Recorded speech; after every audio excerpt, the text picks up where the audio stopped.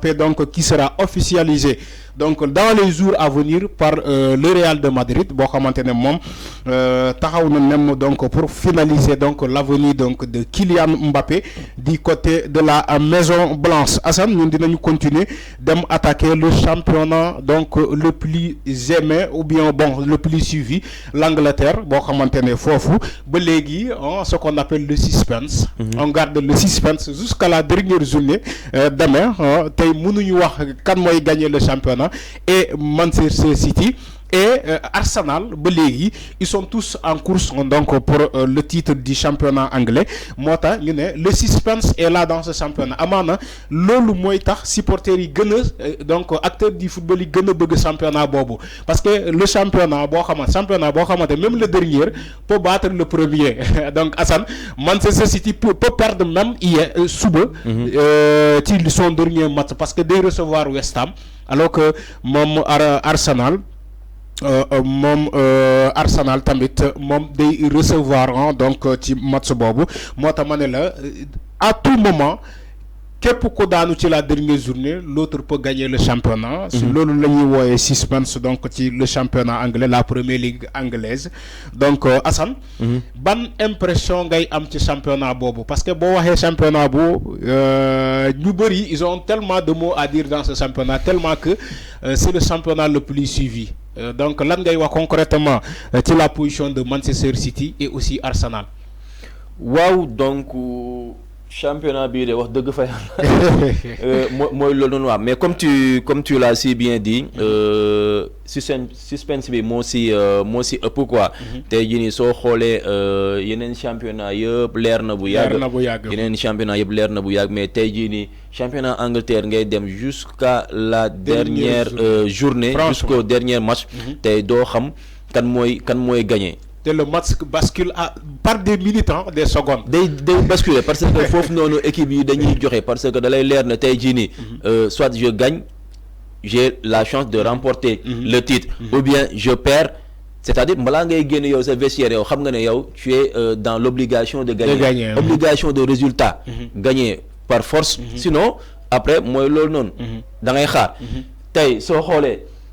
depuis le début de la saison on peut dire que Arsenal mi ngi ci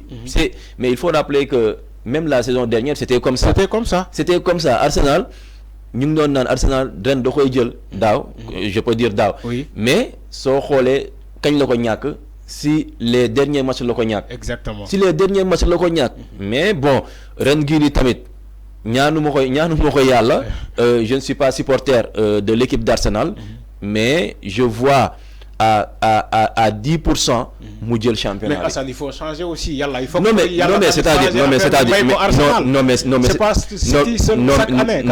mais c'est-à-dire c'est-à-dire Alphon foofu noonu ay yàlla c'est-à-dire ñëpp la fi nekkal quoi équipe yëpp la fi nekkal mais tey jii nii soo xoolee Arsenal ban équipe lay am retour demain c'est l'équipe d'Everton depuis combien de temps combien de matchs il n'a pas de défaite. Il n'a pas de défaite. Effectivement, c'est une équipe costaud boo xamante ni tey jii man je ne vois pas que Arsenal gagne ko wala su koy gagner également ça sera difficile. Comparé à l'équipe de Manchester City bi nga xamante ni il va jouer à domicile avec West Ham bi nga xamante ni c'est une équipe boo xamante ni si 5 matchs je pense que benn victoire la si am. Une équipe demi-teinte. Tu vois. Donc différence bi foofu noonu la déjà te tey soo xoolee City c'est une équipe ambitieuse boo xamante ni que ça soit Guardiola que ça soit les joueurs dañuy bëgg a remporter effectivement le championnat donc dafa doon loo xamante ni y a plusieurs défis tey championnat Angleterre amul benn équipe boo xamante ni gagné na le championnat en 4 fois d'affilée successivement 4 fois amul ça n'a jamais existé dans l'histoire de la première ligue donc tey jii nii ça sera un défi majeur pour Guardiola mu gagner loolu noonu pour l'équipe de Manchester City mu gagner loolu noonu pour la première fois équipe yi ko def fii nii c'est Liverpool Manchester United et Arsenal depuis lors ak City bi nga xamante ni également gagné na ko 3 fois Manchester gagné na ko 3 fois à 2 reprises je pense que 2008 2007 2008 2009 99 2000 2001 excepté ça amul équipe boo xamante ni gagné na ko 4 fois donc là c'est un défi à relever pour Manchester City déjà beneen bi mooy jël championnat bi vu que tey Ligue des Champions demul finale. Donc il va tout faire pour remporter le match et gagner tey Arsenal défaite waru ko. Victoire kese moo ko war victoire kese et il faut rappeler que su perte amul chance même su nekkee City daa nul City mooy jël championnat bi donc Arsenal victoire impérative donc tey nga xool ak leurs adversaires donc c'est compliqué pour je peux dire Arsenal donc c'est un duel à distance quoi. Mais Arsenal aussi, il y a une chose, Arsenal qui gagne ses matchs à domicile à Etihad Stadium. Comme si il gagnait ses matchs à donc Arsenal à donc Emirates Stadium, comme City aussi nous gagné à Etihad Stadium. Effectivement. Donc si les dernières journées là, bon, sauf que xamuñu kan moy perte suba wala kan moy glisser suba, mais on suppose que les deux matchs, les deux équipes vont gagner les deux matchs. Ouais, tant mieux. Si ñu gagner City lay arrangé. Donc City lay arrangé sous Arsenal moo tax ma ne la Arsenal victoire rek moo ko war tout en espérant que City perte et City yow gis nga mu perte face à West Ham à domicile. Non. Bon, c'est du football aussi. Non, c'est du football. C'est du football, ça reste du football. C'est vrai mais que dans la logique, si tu le mets quelques-uns, ça n'y a tenir échec qui est stade bobo. Effectivement. Donc, je veux parler de Chelsea, 4-4 la fois, 2-2 la fois. Donc, le match retour, mais à part ça. C'est-à-dire, logique pour logique, quoi. T'es so jolone, so xolone, West Ham Bini, c'est une équipe c'est une équipe avec beaucoup de confiance, qui enchaîne des victoires. Là, Mungane, ça sera un match compliqué. Mais bon, ça reste un match de football. Mais Tejini, City doit jouer comme finale, Arsenal doit jouer comme finale. Nous avons équipe doit jouer comme finale. Mais je dis encore une fois que City a une chance pour gagner le match que Arsenal. Mais bon. On verra, comme on dit, wait and see. Wait and see en anglais. On verra. Voilà, donc il a bien dit wait and see, surtout donc les Anglais le disent. Donc restons en attendant de voir donc la journée de demain. Les matchs se jouent à la même heure, donc du côté de l'Angleterre pour quand moi jël réellement le championnat entre City donc et Arsenal. Donc les Gunners tamit ils courent derrière ce titre depuis l'année dernière. Donc comme on le dit mais voilà, ils sont dépassés par cette bête équipe de Manchester City qui ne lâche rien du côté même des points. Manchester City ne lâche rien du tout. Donc j'espère que ils vont nous régaler donc demain donc les matchs là. Mais Assam xamna mom suñu temps moy mo waja jeex dinañu dem directement ci les cartons d'ici là ñu mëna donc tagato pour la semaine prochaine bu fekkee am nga ay cartons yi ngay joxe tay donc sénégalais ñu ngi lay xaar wala téléspectateurs yi ñu ngi lay xaar. Waaw donc carton bi may joxe c'est juste un carton vert à l'endroit de nos attaquants comme ni ma leen joxe woon carton rouge la fois passée. Kon dégg nañu effectivement comme ni ma leen joxe woon le championnat sénégalais d'accord le championnat sénégalais parce que la fois passée ñu ngi ko doon naxarlu fii nii le fait que depuis des mois avec le départ de Mbaye Jacques Ndiaye l'ancien attaquant du TFC Teungueth FC dem attaquant yi mënatuñu dugal et ça serait vraiment quelque chose boo xamante ni de ridicule entre guillemets. Exactement. Que joueur dem depuis des mois mu terminé meilleur buteur si suñu championnat avec 8 réalisations. Déjà duñ dugal lu bari. Loolu noonu déjà c'est benn cas la benn situation la bu déplorable boo xamante ni dañ koy ñaawlu. D'accord. Mais bon ils ont commencé à se relancer, ils se relancent déjà. Donc Demba bi nga xamante ne waxoon naa ko fii également de l'AS Pikine bi nga xamante ni ça fait quelques matchs dugalul keroog dugal na et le jeune également Souleymane Cissé bi nga xamante ni moom moo nekk Jaraaf. D'accord donc maa ngi leen di jaajëfal ñoom. D'accord et lii lañ si bëgg tout simplement suñuy championnat bi mun a am ay attaquants yoo xamante ni dañuy dugal tey soo xoolee ñoom ñaar ñëpp ñu ngi à cette réalisation d'accord que ça soit Souleymane Cissé Demba Ba donc c'est bien et Mame Sayer Gueye bi nga xamante ni également mi ngi Stade de Mbour donc tey je pense que saison bi des na quelques matchs mun nañ même aller voilà jusqu'à 10 buts pourquoi pas parce que c'est minime quoi c'est minime quoi c'est minime quoi c'est minime 10 buts c'est toléré 10 buts c'est mun nañ ko tolérer quoi donc foofu noonu laay joxe sama carton vert beneen carton vert bi également c'est à l'image de Nicolas Jackson toujours d'accord man moom à chaque fois dama koy féliciter quoi pour une première saison dans le championnat anglais bi nga xamante ni moom lañ nekkoon di wax un jeune boo xamante ni il est tout jeune d'accord sa première saison mu bokk si les meilleurs buteurs soo xoolee la différence avec Alan ça fait voilà donc 10 buts ou bien il est à 14 buts 17 buts à toute compétition confondue effectivement c'est déjà bien 17 buts toute compétition confondue 14 buts si championnat Angleterre bi man je prie pour que demain mu def chiffre wala mu def voilà son numéro de maillot quoi le 15 ouais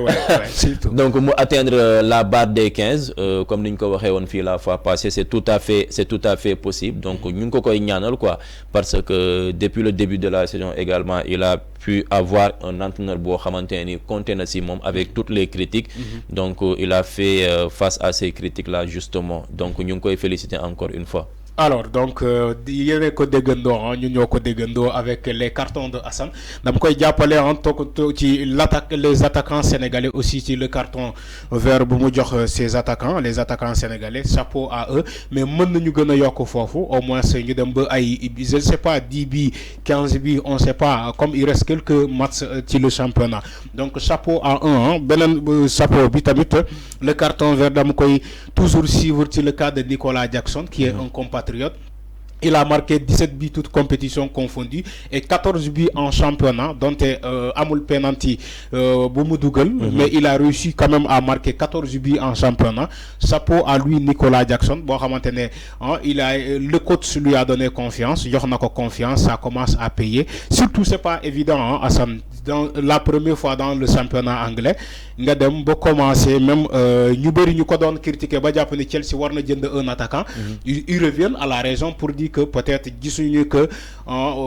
Chelsea mën na jënd beneen attaquant surtout que Nicolas est en train de faire des merveilles mën nañu gën a yokkaat fii l'année prochaine donc aussi un carton vert pour l'équipe de Nicolas Jackson Chelsea au début ce n'était pas évident on a vu un Chelsea qui était tantôt 13e c'est comme adresse 12e aujourd'hui cette équipe c'est dépassé Manchester United voilà ils ont même dépassé Manchester United équipe boobu ñëw na ba nekk 6e qui l'aurait écrit donc franchement kan moo ko mën a gëm ce Chelsea là est venu aujourd'hui cette équipe occupe la 6e place qualificatif pour la Liga Conférence toutefois peut-être am na ñuy lay naan toutefois Manchester City bu remporter le championnat la coupe la Carabao Cup Chelsea peut qualifier pour l'Europa League donc probabilité boobu lañ nekk di joxe foofu en Angleterre donc chapeau à Chelsea boo xamante ne réussir na à prendre la 6e place donc aussi man damay joxe tamit carton donc jaune donc en guise d'avertissement donc pour l'Olympique de Marseille donc amaana les supporters de Marseille dinañ ma ne pourquoi ce choix là sur Marseille parce que Assane je ne peux pas donc croire ni que Marseille dina ñu éliminer ko Europa League mu ñëw pour peut-être sauver le championnat Marseille se permet de perdre des points ci ay match yu facile yoo xamante ne Marseille même mooy dominer match yi mu dem di rater au final il prend la marque de 1-0 match bi jeex ce Marseille là qui continue de sombrer dans le noir moo tax ma ne la carton jaune et pour le coach de l'Olympique de Marseille Jean-Louis Gasset et pour les joueurs parce que joueurs yi aussi c'est on a comme l'impression il prend sa retraite même voilà il prend sa retraite même maintenant on a l'impression comme les joueurs de Marseille Assane bugguñu dara ci match yi des. Après leur élimination en Europa League, on a vu les joueurs de Marseille, ils se donnent même pas à fond. Franchement, moi t'as mané carton jaune à eux. Donc Lola am donc voilà en guise d'avertissement Lola am ces deux cartons là pour joxe Assane ma bàyyi la bu fekkee am ngay dédicace yi ngay joxe wala nga ñi ngay nuyu balaa ñu tëj émission bi. waaw jaajëf Arfan jërëjëf et encore une fois di remercier ñi nga xamante ni ñoom ñoo ñu doon teewlu depuis voilà donc début émission bi. dañuy teewlu également tous les samedis chaque samedi si Sénégal 5 Sénégal 5 TV donc ñu ngi leen di jaajëfal bu baax a baax voilà donc man moom tey pour dédicace yi voilà dama koy leb quoi mais maa ngi jaajëfal ñëpp maa ngi nuyu ñëpp ñëpp ni ñuy seetaan di leen wax ne voilà donc lépp lu ñu fi wax rek ngeen xam ne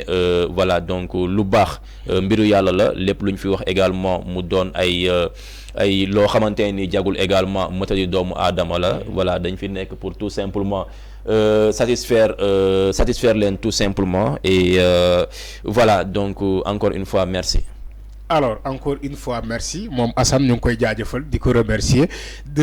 it sénégalais yi ñuy doon seetaan ci direct bi te partager émission bi ñoo xamante ne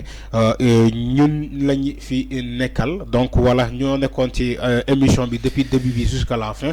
Surtout la diaspora sénégalaise ñu ngi leen di jaajëfal di leen nuyu di nuyu sénégalais yëpp di nuyu la régie de 5 TV ñoom Tafa ñoom ñëpp ñu ngi leen di jaajëfal. Donc ci liggéey bu am solo bi encore di comme Assane foofu laay rebondir fu mu jeexale di ñaan ñëpp. donte lu ñu fi wax mu doon kaddu njëriñ pour ñëpp. bu fekkee aussi juum nañu ngeen xam ni juum ci doomu aadama la bokk yàlla moo dul juum donc loolu moo am. Quant à yéen téléspectateurs yi ñun dinañ leen jox rendez-vous prochainement donc samedi prochain il y aura beaucoup de choses à dire hein. Aliou Cissé va publier sa liste dinañ ko décortiquer les matchs qui vont venir la Ligue des Champions l'Europa League les coupes donc de la France de d'Allemagne et aussi d'Espagne les coupes là dinañ ko décortiquer dans ce plateau et aussi l'Europa League Euro 2024 amaana tey bëgg nañu wax ci la liste qui des listes qui ont été publiées mais heure bi moo ñu ko mayul mais samedi prochain dinañu ñëw largement si ces listes là la France Didier Deschamps a publié une liste et aussi le coach néerlandais a publié une liste donc aussi la National Mannschaft l'Allemagne ils ont publié leur liste donc on attend aussi l'Espagne et d'autres sélections dinañu ñëwaatal voilà donc dinañu ñëwaatal largement ci la publication des listes là te aussi waajal Europe bi